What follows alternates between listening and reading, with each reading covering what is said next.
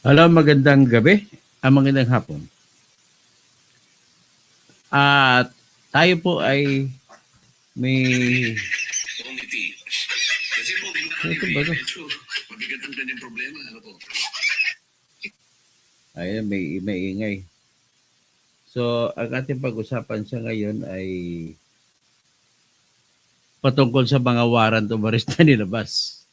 Alam mo po, mga kaibigan, ngayon po ay araw ng linggo.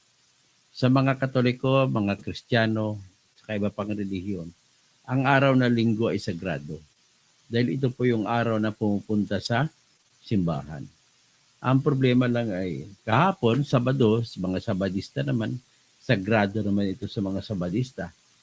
I just do not know kung Sabado is referred to as Sabbath day. Kasi lagi kong maalala yan, laging sinasabi sa Biblia. Uh, Remember the Sabbath day, keep it holy. So how could you keep the Sabbath day holy kung nagsisinungaling ka? Ito po, inaakusahan ko si BBM na wag lang sana masaktan yung mga maka-BBM na kwan ko, na mga subscribers. Ay tahas ang pagsisinungaling yan, nagpapalabas at nag-utos ng arestuhin si Saldico.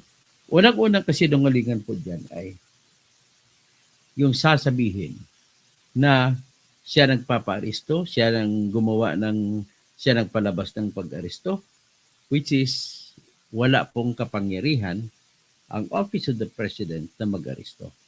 So, mali. Yan ang unang mali. Yan ang unang kasinungalingan pag-anunsyo niya na pinalabas niya. Ngayon, ang pakay niya po ay para hupain ang loob ng mga mamamayan na parang wala siyang ginagawa. Ang tanong naman, bakit ngayon lang? Bakit ngayon ka lang?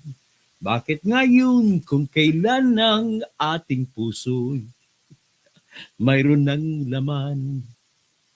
Sana'y noon pa pinalabas ang warrant of arrest, di sana'y naaresto na si Ko. Ay nako, happy Sunday to everyone. Helen Bagyo. Happy Sunday kay Reggie Regal Felipe. Andre Agueco, watching from China. Happy Sunday. Bernard Magtibay, happy Sunday. So ito po yung aking issue ngayon kay BBM. Matapos yung ilang buwan, suna siya noong July 28, 2025. August 28, walang nangyari. September, nagkaumpisa investigasyon, pero wala rin nangyari. September, wala rin nangyari. October, wala rin nangyari. November na lang nagkaroon ng warrant of arrest, 5 buwan. Bakit? Kasi ang kwento ni BBM at saka ni Remulla ay iisa. Iisang pinapalabas nila na wala pa daw sila kasi wala pang kaso labang kay Saldi, wala pang kaso labang kay Romualdez. Lumabas na nga si Gutisa, wala pa rin silang kaso. Maya pagat panapon, Andre Gueco ha, dyan sa Angeles City. Ang mga client ko dyan sa Mabalacat, sa Tarlac, maya pagat panapon. Lalo na dyan sa mga taga Sibera, Sibera, Mabalacat. Alam mo, hindi naman ako nagmamayabang, pinanalo ko sila sa kaso kalaban ang bilyonaryo na si Delphin Lee ng Globe Aesthetic, binalalo ko. Tapos pabalik sa kanila si WRC, Westchester Realty Corporation, tinalo ko sila, yung abogado nila dyan, yung pagiwang-giwang na abogado. Hindi mo maintindihan, Attorney Willie Rivera, tigilan mo ng style mo na pagiwang-giwang na abogado, nagkukunwari ka. Ay, nako. Nagwa-warning lang po ako, Attorney Willie Rivera. Baka ma-disbar ka kagaya ko. Nag-prepare na po ako disbarment complaint laban sa iyo. Hindi mga diskarte mo na pa, hindi mo nirespeto yung karapatang pantao ng mga tao. Biro mo, ikaw ang sikreto nag-utos, palayasin ng persahan ang mga tao nakatira dyan sa Sibera. Yun. Umalis na ako dyan. Ngayon, ganito na lang muna. Kay Bongbong muna tayo. Walang pinag-iba itong ugali ni Bongbong kaysa ugali ng karamihan, mga abogado na mga mga diskartador, yung mga pulis, diskartador, yung mga piskal na diskartador. Yung isang piskal na nakita ko na corrupt, alam mo sino? Si Chief City Prosecutor ng Angeles City. Yeah, si Oliver Garcia. Ako, Oliver Garcia, ayusin mo yung trabaho mo. Dami na akong bala laban sa iyo. Hindi lang kita sinasampa ng kaso sa ombudsman. I'm giving you an opportunity to change yourself. Attorney Oliver Garcia. Dati magkasama tayo kasi sa National Press Club ako. Tinutulungan mo kami. Abogado ka ni Kaluwi Lugarta. Kaya ayusin mo, Attorney Oliver Garcia. I already know you. I'll give you a chance until you retire. Hindi ako musampa ng disbarment laban sa iyo. Si Saldico naman, ang naghanap lang yan ng kondisyon, pagkakaalam ko lang, naintindihan ko yung willing siya humarap sa kaso. Walang problema yon. Ang problema niya, habang nakakulong siya, papatayin siya, uutusan ng isang kasama sa bilanggo na papatayin siya. So, oo nga, tama. Hindi, sa airport, dati kayo, di ba, Ninoy Aquino International Airport dahil pinatay si Ninoy Aquino sa airport. Ngayon, mapapalitan ng pangalan. Pag umuwi si Saldico, magiging Saldico International Airport naman yan. Grabe. So, anyway lang, ang sa akin topic dito, huwag ko na pahabain pang kwento. Patungkol lamang sa, ano ba talaga itong warrant of arrest laban kay Saldico? Una, sabi ko nga kanina, matagal na. Bakit ngayon lang? Pangalawa, lagi sinasabi ni Bongbong at saka ni Remulla, na wala pa daw sila kaso laban kay Saldico at saka kay Romualdez. Ang sinasabi nila baka gross and inexcusable negligence. Tingnan mo nga naman sitwasyon. Si Saldico ay congressman. Si Romualdez ay congressman na naging speaker. Ngayon, paano magiging sangkot? Ano bang nakikita natin na magiging sangkot sa flood control project si Saldico at saka si Romualdez? Kasi alam naman natin, wala sila doon. Hindi sila yung implementer. Hindi rin sila yung contractor. Ang kay Saldico naman, ang contractor, yung kanyang dating construction firm na Sunwest Incorporated. So, paano? Parang malabo po ang kaso. Actually, sorry to say, ang problema kasi sa inyo, Boying Remulla, hindi nyo pinapublish kung anong kaso ninyo. Kaya kaming mga mamamayan, the highest public interest ang meron ngayon yan sa kaso laban kay Romualdez, laban kay Saldico. Dapat pinapublish ninyo para mausisa namin at makapag-suggest kami kung ano pa ang dapat gawin para lumakas ang kaso. Ang problema sa inyo, tinatago ninyo eh. Yan nga ba talagang ginawa ni Bongbong Marcos yung ICI din, Infrastructure Commission on Infrastructures, para naman depensahan siya. Kita mo, ang inakusahan tuloy, yung iba lang, pati siya wala. Pero ng panahon na wala pa yung rally ng iglesia, ay ano pa sila, sinasabi nila walang kaso laban kay Saldico. Wala silang kaso kay Romualdez. Kasi nga, gross and inexcusable negligence lang daw. Diba? Kaya pangyari niyan, ang nangyari, pwede mo silang titingnan ang kaso pala ninyo ay yung pagpasa sa budget, nilagay sa ang mga flood control projects din sa Oriental Mindoro, nilagay sa budget. So, iyan ang naging partisipasyon ng dalawa. Pero yung partisipasyon ng dalawa na maglagay ng budget para sa Oriental Mindoro kung saan yun ang ginamit na kaso laban kay Saldico, ay hindi magiging project yun kung hindi pirmahan ni BBM. Kasama si BBM. Ano ngayon ang justification bakit yung dalawa lang? Ngayon si Romualdez wala pa. So ngayon dati ay walang kaso. Ngayon may kaso na. Si Romualdez kinasuhan na, huli na kahit dahil ng rally ng Iglesia ni Cristo at marami ng kumukontra, pati mga grupong DDS kumukontra din. Ang kinakaso ninyo ngayon kay Romualdez, ano? So, pero alam naman natin na ang pakay kung bakit nilagyan ng budget kasi may pakay na yayariin sa ibaba pag-implement na yariin. So, ibig sabihin, kasabwat pa rin. So, ibig sabihin, by theory of conspiracy, ay kasama sila sa paglustay ng pera sa pamamagitan ng mga kontraktor na hawak din nila at mga district engineering offices na hawak din nila. Yan, ganoon ang scheme. Kumbaga large scale, napakalaking sindikato ang ginagawa nila. In other words, kung sino man na nag-produce ng pera, magiging budget ay may kasalanan, ay kasama sa sindikato. Wala na pinag-iba. Sino bang pumirma para maging batas, para maging budget? Si Bongbong Marcos. At kung ganoon, dapat kasama din si Bongbong Marcos sa kaso. Kaya nga lang, presidente siya, immune from suit siya.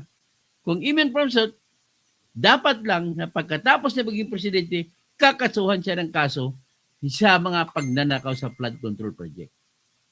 Ngayon, alam ni BBM na wala na siya talaga sa publiko. Kukunti na mga Marcos loyalist na lang ang bumaback up sa kanya. Marami pang Marcos loyalist na didismaya sa kanya. Kasi pinahiya mong lahing Ilocano. 'Di ba? Sabi ng mga Ilocano, okay nanam. Oh. Nagagalit sa kanya. Lalo na yung mga Ilocano ng Ilocosur, okay nanam. Oh. Yung mga ibang Ilocano naguluhan, Jack maawatan. Oh. Pero alam ko sa Ilocos Norte, ang dami diyang mga Ilocano galit sa kanya.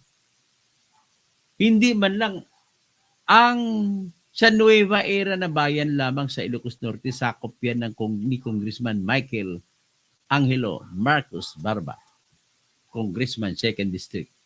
Akalain mo naman 35 na project meron sa bayan ng Nueva Era. Sa 35 na yan, 31 diskaya ang may hawak ng proyekto. Paano nangyari yan? Well, ni-research ko, nagkaganon ba nangyari? Kasi according to Diskaya, tinawagan siya ni Regional DPWH Director Ronel M. Tan na gagamitin ang lisensya ng Diskaya para doon sa districts doon sa Ilocos Norte. Kaya wala siya magagawa, ginamit. So, sa pangalan nga ni Diskaya ang mga proyekto, pero bakit sila ni Marcos ang nagpapatupad? Yan ang katotohanan. Build, more. Buti pa kay Duterte, build lang. Tapos inyo may bitter more pa. Ibig sabihin, mas malaki kikitain nyo. O, ngayon, pag-usapan na natin yung warrant of arrest na yan. Pinapatupad nyo. Ang isang kagaguhan dyan na panluloko na harap-harapan sa bayan. Bakit mo ipapatupad ang warrant of arrest? Pinapuntahan mo lahat ng bahay ni Saldico dito sa Pilipinas. Alam niyo naman na wala rito.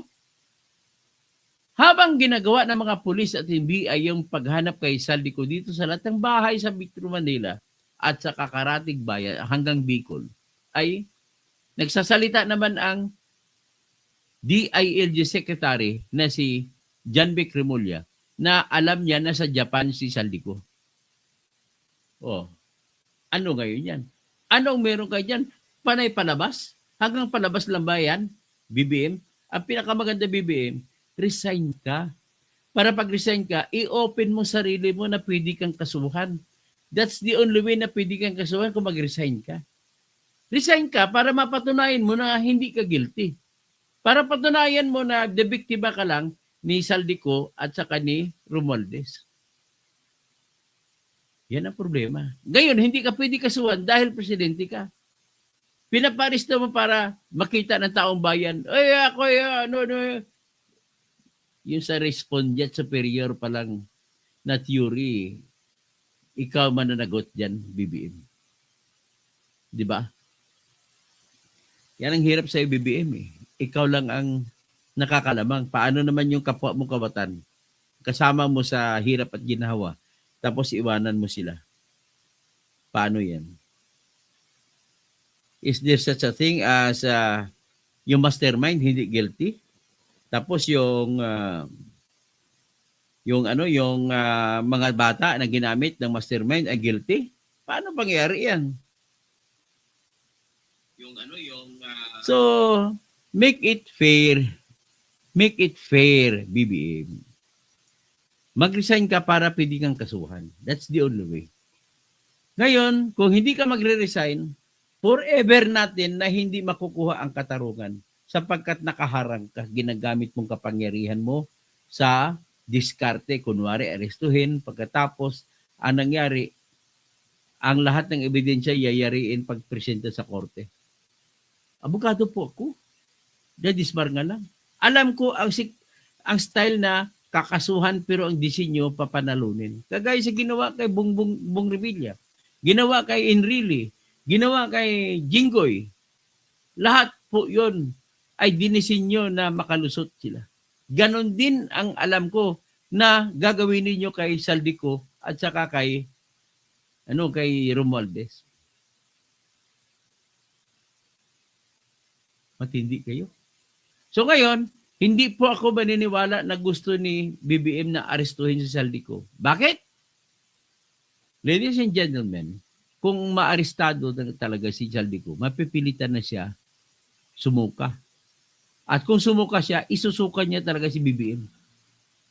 Kaya takot si BBM na arestuhin si Saldico sa totoo lang.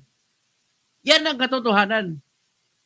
Ayaw niya maaresto niya kasi pag maaresto, pag inupo niya sa korte, magsasalita, hindi mo na ngayon mapipigilan. Kasi batas yan sa korte. Kapag nagsasalita ang testigo, hindi mo siya pwede tigilan kapag ang sinasabi niya ay ano ang nangyari. Hindi naman siya magbibigay ng opinion, kundi sasabihin niya ano ang nangyari. Ito po yung totoo. Sasabihin niya ganun. Paano sila mag-object? Ang objectionable lang para mapigilan is kung walang kinalaman sa kaso ang sasabihin niya. Pero how come? That is too easy to understand na ang lahat ng sasabihin ni Saldico, alam na alam niya, matalinong tao eh, na ang sasabihin niya ay patungkol sa paano nagnakaw. Yan ang katotohanan po na niluluko lang tayo ng mga tao. Tayong mga tao, niluluko lang ni BBM. At ang nagdagdag loko dyan, yung mga makakaliwa, yung mga pink, yung mga dilaw na nagsasalita, ayaw nila kasi mas masama si Sara. Palusot na lang yan. Binigyan po kayo ng pera. Palusot na lang yan. Ang totoo dyan, palusot, binayaran lang kayo. Yung iba naman na hindi binayaran, may agenda sila. Kasi kapag si Sara maging presidente, hindi na sila manalo-nalo sa 2028. Kaya ang hinabol nila ni Risa Ontiveros, grupo nila ni Antonio Carpio, grupo nila ni Winnie Monsod, so grupo nila ni Cielo Magno, grupo nila ni Dilema, grupo ni Kiko Pangilinan, grupo ni Bam Aquino, ay kailangan ma-eliminate si Sara para wala na silang kalabang yung matigas na kalaban sa 2028. Yan naman ang katotohanan eh. Ngayon ang marketing nila, bakit natin huwag na tayong babuti pa si BBM nandyan, hindi alisin. Kasi pag si Sara mas matindi, ano bang ebidensya nyo na mas masama si Sara kaysa BBM? Trilyon nga nawawala sa pagiging presidente ni BBM. Paano sabihin mas maigip pa sa kay Sara? Kung kay Sara, kung totoo yun ninakaw, 125 million. Kay BBM, billion. Kung totoo man yan, mayroon pang 500 million sa DepEd. 625 million lang lahat. Nasa totoo naman, lahat naman ng politiko ay magnanakaw. Palakihan na lang, paliitan na lang. Doon na lang tayo maniniwala sa maliit magnakaw. Kung si Duterte nagnakaw, I do believe na kumuha siya ng pera. Ang ninakaw niya sa Parmali, mga 14 billion lang. Ito si Bongbong, trilyon ang pinag-usapan. Yung si Saldico na mismo nagsasabi, 100 billion, hiwalay pa sa iba yun. 100 billion ay siningit. So, paano ngayon matitiis ni BBM na arestuhin si Saldico na kung sinasabi ni Saldico na siya ay nagpasingit ng 100 billion, ano na mangyayari kay BBM ngayon kung umupo si Saldico sa testimonial stand at sasabihin lahat at ibigay ang mga ebidensya? Nagsalita pa naman ng abogado ng Saldico. Kompleto ebidensya si Saldico. May text, may litrato, may video, may dokumento. Kaya alam ko, dinidiskarte nyo lang. Dinidiskarte nyo lang. Sige, magtumingin muna ako dito sa ano. Ano sinasabi ni NRR 2025? 73 million lang disallowed. Hindi, ang alam ko kung kay Sara itong sinasabi mo, ang alam ko kay Sara, nagpalabas na po ng order ang COA at pasado na ang kanyang report. Wala na pong problema. Si John Albert de Castro, lolo niya, di magalaw si Saldico. Page asa prison na kasi alam na sino mastermind kung ipapatay niya sa kulungan si Ko. Yan ang problema ko. Ipapatay talaga si Saldico sa loob ng kulungan. Sinasabi ko lang sa inyo. Joper Lopez, 4843. Live ba ito, Engineer Toto? Yes, live po. At matunghayan nyo, dalawa po ang live ko sa Facebook at sa YouTube. May live na vertical at may live na portrait. Na landscape.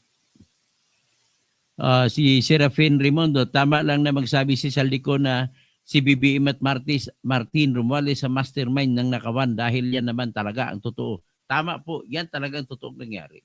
Kaya, wala naman ako kimi na kasuhan si Saldico. Pauwi nyo na klaro na walang mangyari sa kanya. Yun lang hiningi ng mama. Makukulong siya, ang tinatatakutan niya, papatayin siya sa loob ng kilungan bago siya makapagtistigo. Yan ang pinaka-problema sa lahat. Sabi ni Virginia Eugenio 5916, Sir, nagbabasa ba kayo ng news o kayo ang nanluloko? Di ba may warrant of arrest si Saldico? Asan ka ba, sir? Hindi mo ba naintindihan, Virginia, ang puntos ko na kunwari lang ni Marcos yung warrant of arrest? Hindi mo ata naintindihan po.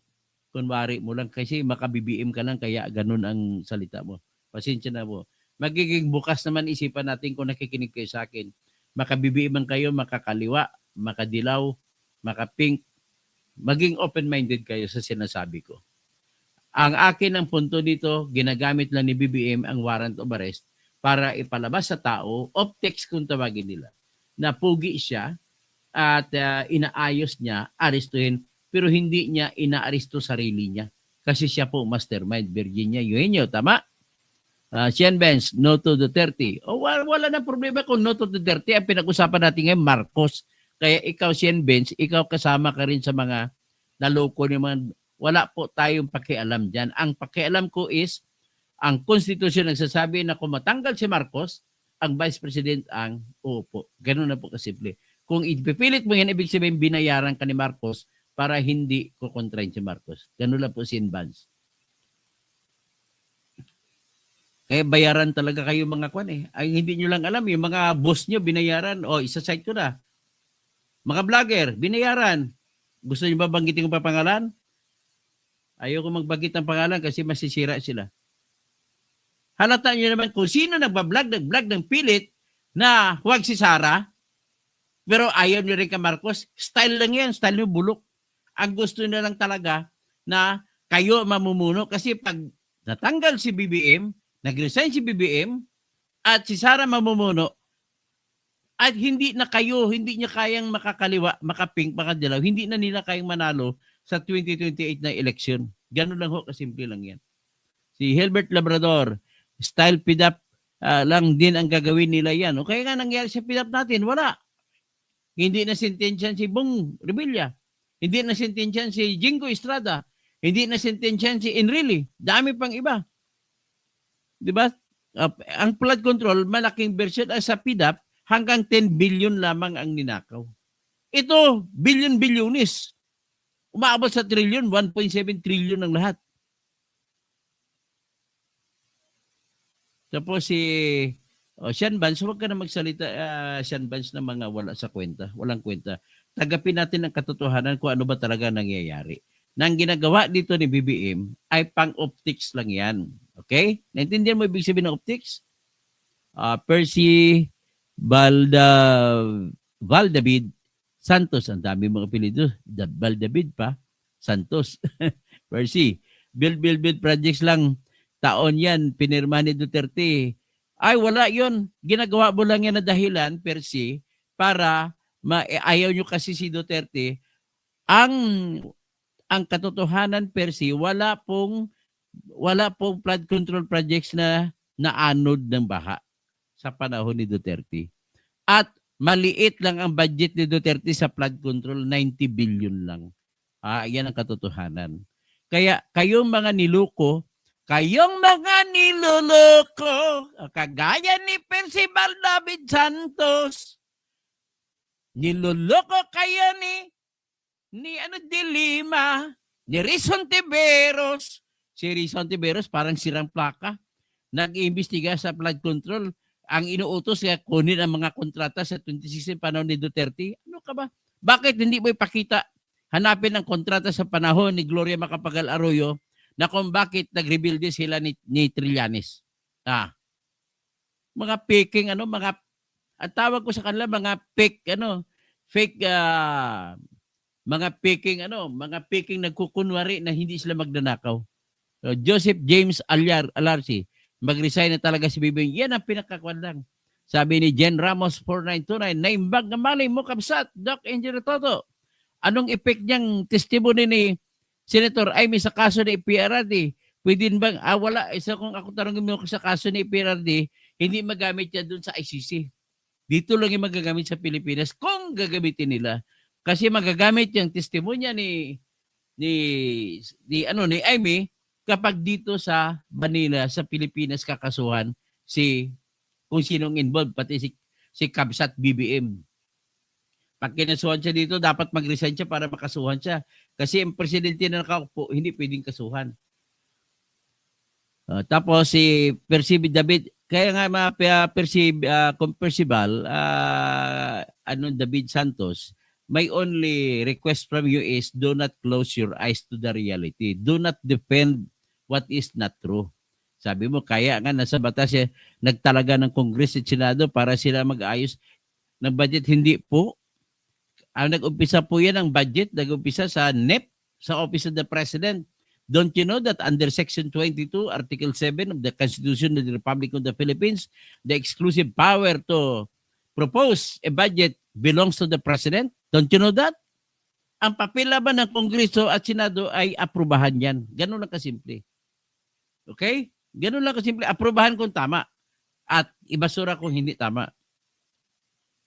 Ano naman ang kwento mo, kasalanan ng Pedro, kasalanan? May kasalanan ang boss mo. Kupal ka lang talaga din.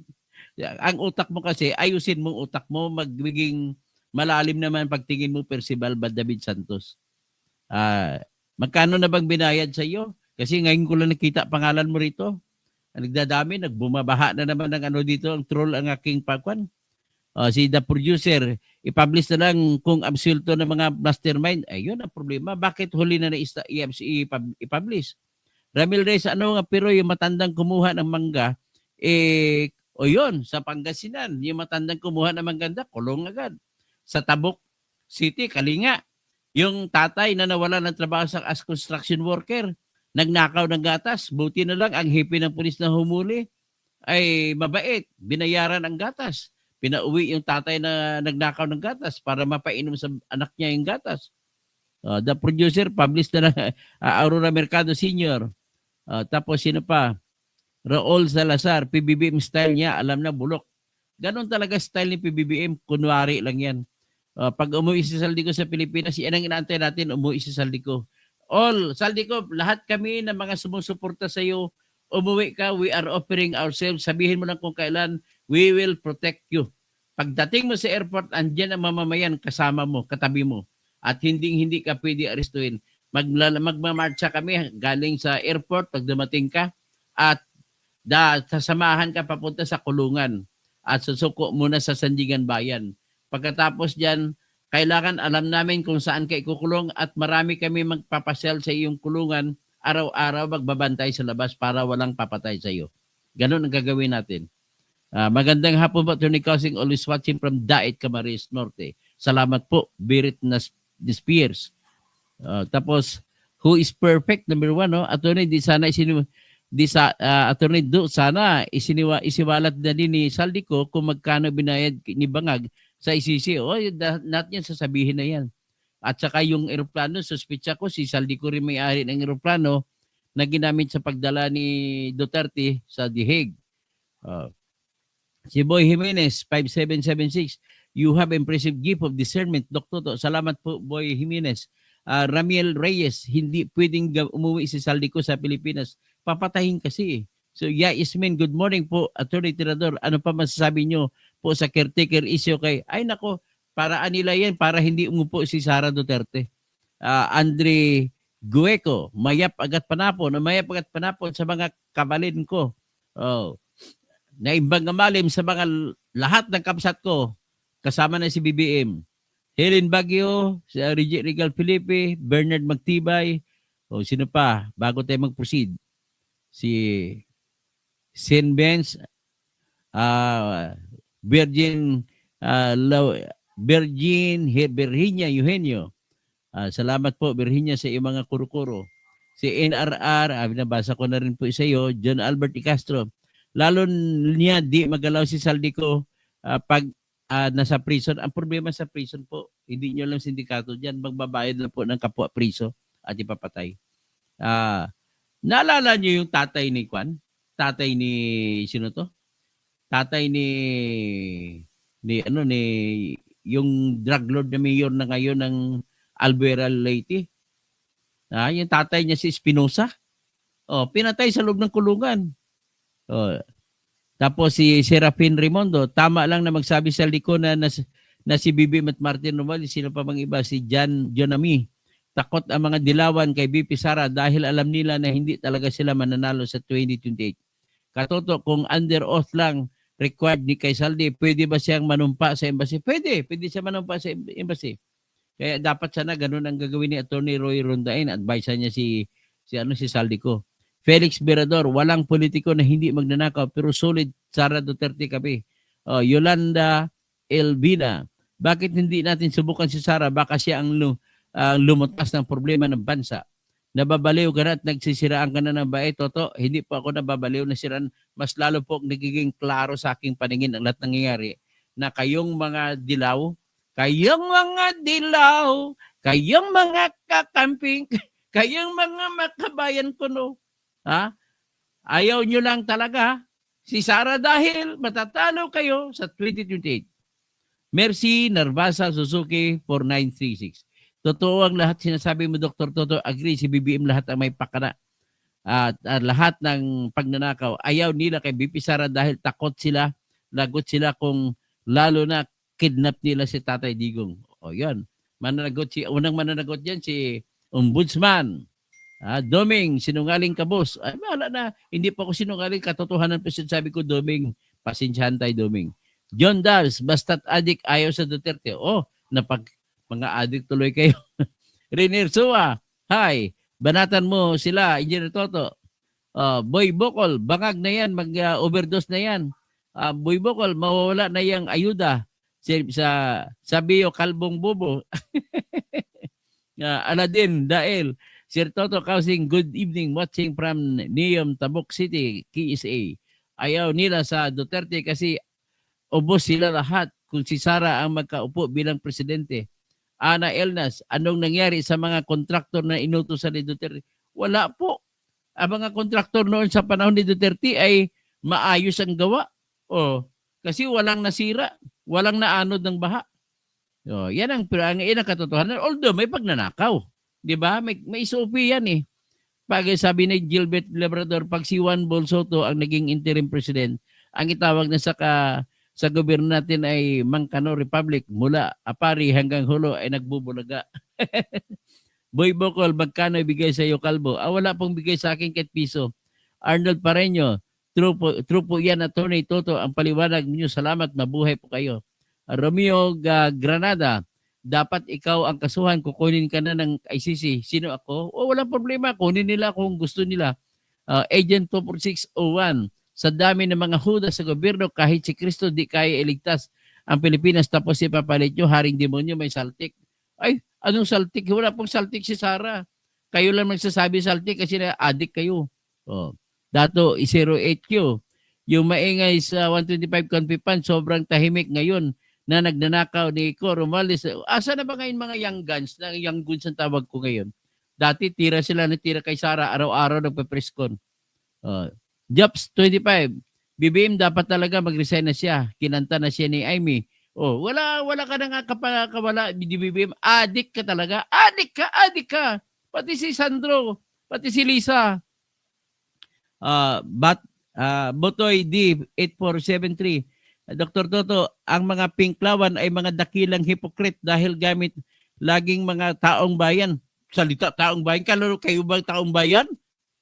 Kakahiya kayo, di ba, Kainso? Kakahiya pag tinawag sarili taong bayan, di ba, bad? Wala taong bayan. Hindi po. Mas mga tao pa ang mga DDS kasi mas marami ang DDS kumpara sa mga makakamping, mga dilaw, saka makabayan ko, no. Balik na drugs at krimen ngayon, parang panahon pa bago mag-umupo si Bieber. Yan naman katotohanan. Parang abutan lang ngayon ang droga. Grabe kayo. Boy Bukol, buti, buhay ka pa. Swerte mo, nakaligtas ka sa tukhang. Sino ba sinasabihan mo, Boy Bukol? Ako, pasensya na, hindi pa ako bukulero.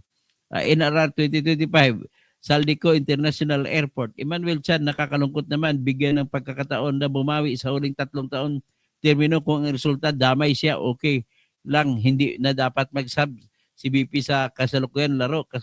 Nakakatakot dahil may secret enemy mula sa AE ang dating nakamasid. O yan. Sabi ni Emmanuel Chan yan. Santillan Vlog. Saldi, galamay ng DDS. Hindi po. Ngayon lang naman kayo. Dati kakampi nyo si Saldi. Ngayon hindi na. Ano ba klase ka sa utak mayroon ka Santillan? May saltik? Eduardo D. Velasquez. Talaga galing mo manlalason na. Sino bang nilalason? Wala ko nilalason. Cassandra Daisy, sikip ang dibdib ko sa mga mamamatay sa plus flood dahil sa yung mga namatay doon sa Cebu. Grabe, matindi. John May, mga adik lang ang naniniwala sa mga pinklawan, chicken poopers. Good PM Dr. Toto, katotohanan, matalino. At tunay talagang sikat ka na, gaya kaya dinadigsa ka ng mga trolls. Congrats sa Tony Toto, good job, ang galing mo. Yung nga, dadagsa sila lahat dito sa akin. Pinklawan, sumunod kayo sa Constitution. Next in command ay ang si Sara, hindi sila Tota. Di ba? O tama po. Espinosa po. Tama, yan ang naging si Melvin Espinosa. Si Marvin Espinosa. Ano yung tawag? Pangalan ng ni Espinosa na naging mayor? Ikayatin mo si Sara na mag-aklas. Tigi dating kung marami sasama sa kanya. Ay sa totoo lang, kung ganun mangyari, marami po. Marami po sa totoo lang. Kasi sino ba nagpapanalo kay Yan ang resibo. Yan ang problema. Sino ba nagpapanalo kay Aimee? Sino nagpapanalo kay Villar na nasa number 60 na sila? Tapos biglang nanalo. Si Sara lang. Kasi maraming DDS. Ganun lang po kasimple. Ana Elnas, magkano ang nagastos si PBBM sa mga bibigay na kunwari may naitulong sa Cebu? Naku, panay pangako hanggang ngayon hindi pa mo napunta na hindi pa nangyari na ibigay yung mga pangako. Kaya kakanta na lang sila si BBM. Pangako sa iyo. Ipaglalaban ko. Paglalaban kasi hindi na may makikita eh. Sabi na Bernardo Magtibay, pwede pa ba humingi ng tulong si Kung Saldi kay wala yan, tulpo. Ipatulpo natin si tulpo. Puro kawatan din ng mga tulpo. Bibilinten, Beth Luba, N2N. Thank you, Doc Toto. Santillan Vlog. BP natin, wala na nga nagawa. Ay, paano magagawa? Siyempre, Vice President, ibigay mo sa kanyang poder. Marami siya magagawa. Ha? Santillan, saltik bang utak mo? Anong klaseng utak meron ka? Ron James, magnanakaw nga si Sara. Magnanakaw sila lahat, pero mas patindi magnakaw si BBM. Cassandra Daisy, sinuli ng pare ang regalo ng sasakay ni Alcantara. Kaya pala tahimik ang mga pare. Okay. Beth Lavi, thank you sa mga pa-update. Dr. Always watching you, sir. Thank you po. Rosita Salva, Ungas. Hindi ko alam kung ako sinasabihan ng Ungas. Regli Spadula, ingat palagi, attorney, watching in UAE. Santillan Vlog, magkano binayad? Ito naman nagtanong, wala pong piso, kahit piso wala pong binayad sa akin, saltik. Santillan Vlog. Manolo Rojas, meron po ba naniwala kay Sara? Marami ang DDS. Kayo lang hindi naniwala kasi kayo mga naging problema sa bayan. Marami kasi rin kamag-anak na tokhang, kaya ganoon. Anong sabi? Walang mas nasira sa panahon nito. Wala pong nasira. Anong tulay na Isabela? Sa nasira? Panahon ni BBM po yan. dapat mo earn TV, dapat sa iyo bigyan ka ng tamang sitwasyon. Panahon ni Duterte, yung unang parte ng tulay, tsaka panahon ni Noynoy, walang nasira. Pagdating sa panahon ni BBM na itanayo na yung karugtong na tulay ng Kabagan Bridge, doon nasira. So ano ibig sabihin? Sino may kasalanan? Duterte? Panahon ni Marcos yun ah. Oh, Paulo Romasanta Garson, attorney, makulong pa kaya ang mga congressmen at senador? Tingnan natin. Arbatoy D8473, Dr. Toto, magandang hapon. Ayon ng mga hypocrites na dilawan at mga elitista kasi hindi nila kaya maloko at mauto ang mga pagpatakbo ni BP Sara. Bibilin, Hugo Attorney, Kausig, salamat sa sakripisyo mo sa bayan. Cassandra Daisy, sa mga buong pamilya na namatay sa Cebu, dedicate namin ang laban na ito. Salamat po. I-dedicate natin sa mga namatay dyan sa Cebu. Steven Z. Twy, lulong sa droga, yung leader nyo. Earn TV 06, naintindihan mo na? Hindi lang tanga, fake news pa. Paano naging fake news yun? Pinakita ko na ka eh. Ay, Jam Paulo Vicente, Talyanista. Yung mga Talyanista, mga BBM. Yan ang si Sangkay TV dyan na, Sangkay, sinungaling mo, numero 1. Mahilig ka mag-fake news. Sasabihin niya, pati si Jill Review TV, ay mga sinungaling kayo.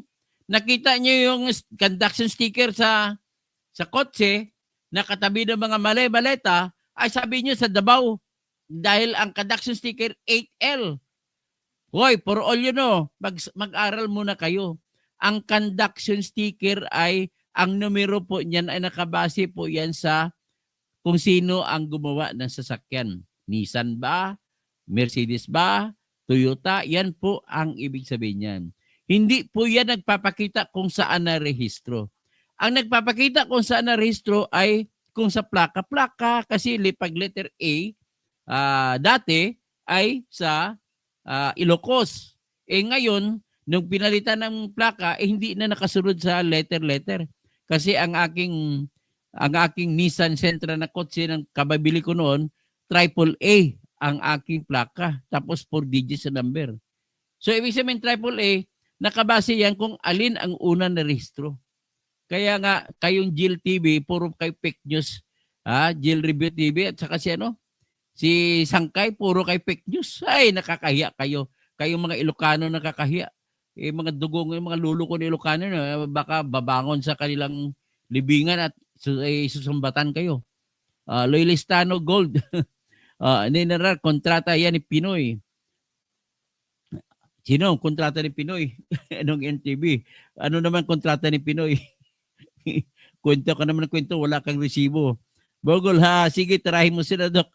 John Dubs, Idol Toto, katotohanan, batas party list sa 2028. Kay Gilbert Rodriguez. Sir Gilbert, lumaban sila kay BP Sara ng fair play sa 2028. Kung sino pang matanalo. Salamat Gilbert, Lieutenant Gilbert Rodriguez. Helen Bagyo, sumusugod na dito ang mga troll. Jason Marcos, 5014, Boss Loyalista, nagpanik na. Sino magpatalo kay Binoy, Pacquiao at Revilla? Tatali ko, Patuloy, God bless. Sana napansin mo message ko.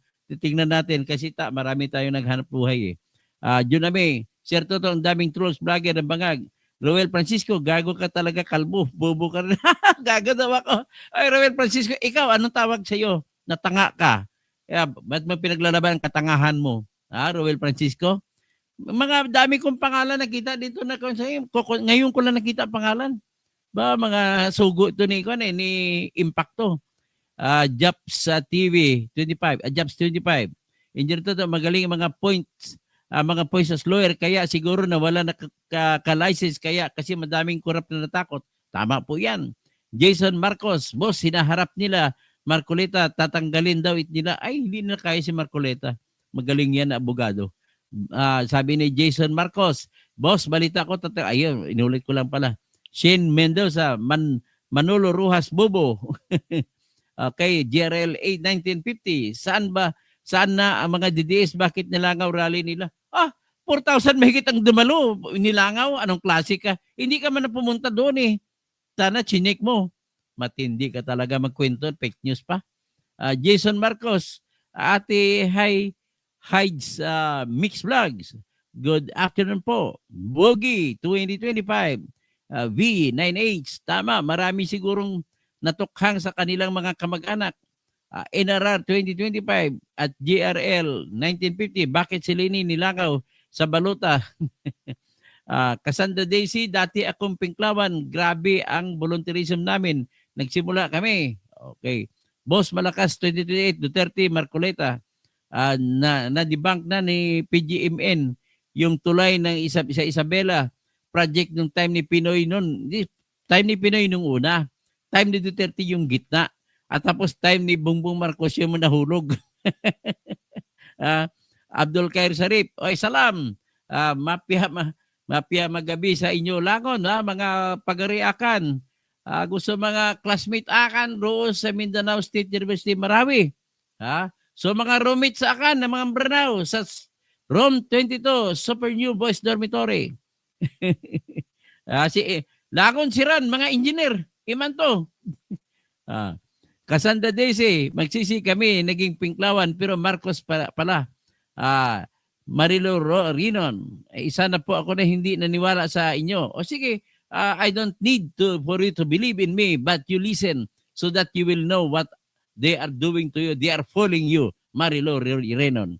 Benvenido Rogando Sr., panay kayo batikos, wala naman ebidensya. Marami nang ebidensya eh. Rego Virgo, si Sangkay dyan, fake news maker, fake news yan. Si Sien Mendoza, napansin kasi ng Pinklawan na napakinabangan si PBBM, kaya pagtatanggol nila ngayon kasi pati sila nangungurakot. Tama naman, totoo yan, daming Pinklawan na nangungurakot.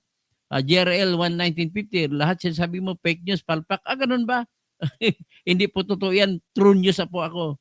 Cassandra Daisy, Marilo, wala kang awa sa mga namatay sa baha dahil sa pabaya at tamad na presidente. Santillan Vlog, mas marami ang BBM supporters. Kunti lang po. Bakit ilan bang boto ni Duterte na ba? 600 plus thousand? Ang kalaban niya, 26,000? Paano mo masabi niyan? GRL 1950, ang nagpapanalo kay BBM, ang mga DDS. Tandaan nyo yan. It's my midnight. Si Katoto, may nagpapile ng bill na pwede kasuhan ng mga Pangulo at habang kinakaharap ang leave.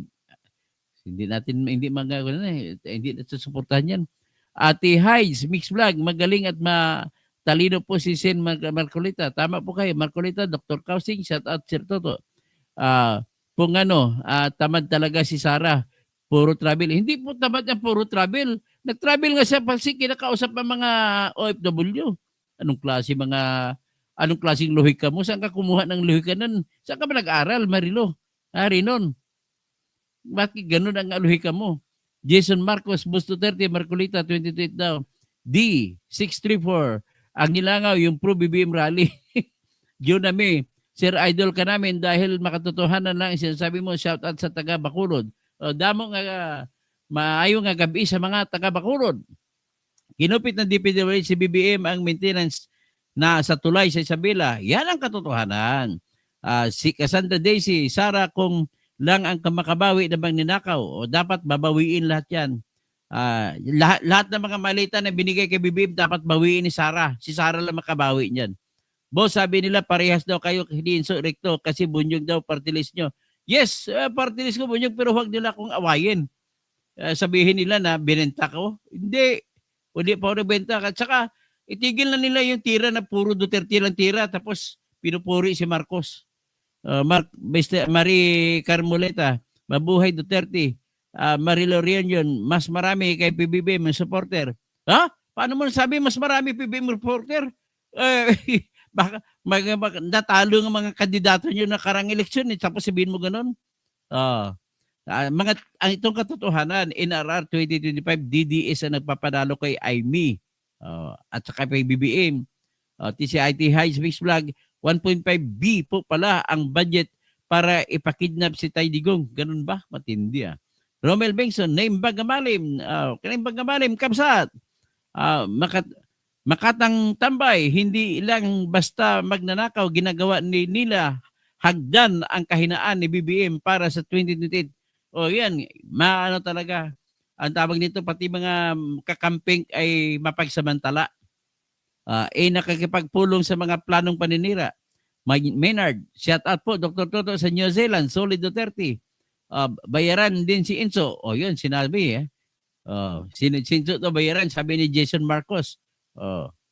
Tommy, mga troll ni Marcos, mga abnormal na tao, deep, nahiya sa mga kinokomment nila galing sa fake news. Si BBM ang dahilan sa pagkatalo ni Binay, Revilla at Pacquiao. Si Enzo Recto, sabi ni D, ang mahilig mukhang pera, kita mo makabaranda na lahat ng bank account. Jason Marcos, 2028, boss, kangkungan, pupulutin ang talyanista at kakampuit. Cassandra Daisy, 6681, nagsisi kami sa Pinklawan. Yan ha. Marilo Renon, sir, ipakita mo mukha mo, bakit sino bang sinisir? Mukha ko naman eh. Bakit gilid? Ay, tayo, yan. Kita ko mukha mo? Kita mo mukha ko?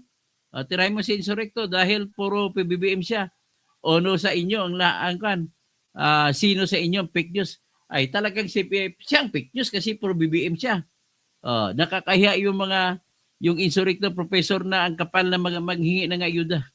Jason Marcos, boss, takbo senador, boss, kay Sara Partido. Malamang, baka kukunin tayo ni Sara. Sige lang, baka kukunin tayo, magkipaglaban tayo ng pukpukan. So, ito ngayon, ipalabas ko muna yung, bago ako alis, so, ipapalabas ko muna yung isa siguro sa mga share script ko para makita nyo kung ano, nagpakunwari. Ayan. Isa pang report na magandang araw po sa inyo lahat. Ano na report? Reporter na ba ngayon si BBM? Magre-report siya ng warrant of arrest, hindi naman siya nag-issue. Ang korte naman nag-issue. Pakinggan natin yung reporter na si BBM. Magandang araw po sa inyo lahat. Ito po ay isa pang report na aking ginagawa upang malaman ng taong bayan kung ano na ang nangyayari tungkol sa mga flood control na kaso na naging iskandalo. At paano kung ano ang mga ating nagawa upang mapanagot ang mga may kagagawan nito. Kaya nais kong i-report na ang ombudsman formal nang naghain ng kaso laban hindi naman trabaho yan, nagre-report ka lang. Kinasaldi ko at iba pang 17 individual batay sa mga ebidensyang iniakyat ng ICI at saka ng DPWH. Hindi po ito haka-haka, hindi po ito kwento. Bakit hindi ka nakasama? Ha? Kung hindi kwento, hindi haka-haka. Ito po ay tunay na ebidensya. At ito po, para hindi ko na babasahin, pero makikita naman ninyo sa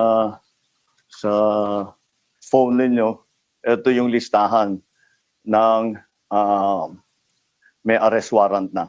At ang susunod na hakbang, ay wala nang paligoy-ligoy pa, ang ating mga otoridad ay siyempre papatupad na nila itong mga arrest warrant na ito. Aarestuhin na sila, ihaharap sa korte at pananagutin sa batas. Walang special na pagtrato, walang sinasanto. Ako ang nagsimula nitong lahat. Siya ko nagsimula. Ikaw nagsimula ng pangungurakot, ha? Po ang magtatapos. Ikaw rin magtatapos sa pangungurakot. Ahan po ninyo na wala pong tigil itong aming ginagawa. At kahit na parang napakatagal ang dumaan na panahon, ako'y nagpapasalamat sa pasensya ng ating mga kababayan. Wala, hindi kami napapasensya. So yan, nakita ninyo ha. Nakita ninyo yung fake news ng kaibigan nyo si BBM. Hindi na nakakulay ng buhok. Sabi niya, ikaw ang simula ng insertion. Otal-otal, sabi niya, no? Otal-otal. Binato. Hindi niya sinasali ang sarili niya. Dapat isama niya yung sarili sa report niya. Naging reporter tuloy siya. Tapos Romel Benson, hindi kwento, hindi haka-haka. Ay, bang hapon ata to, kuruk-kuruk tsaka haka-haka eh. Napasarswila tuloy. Magagalit sa iyo si Kapsat. Kapsat Manong Chabit. Okay.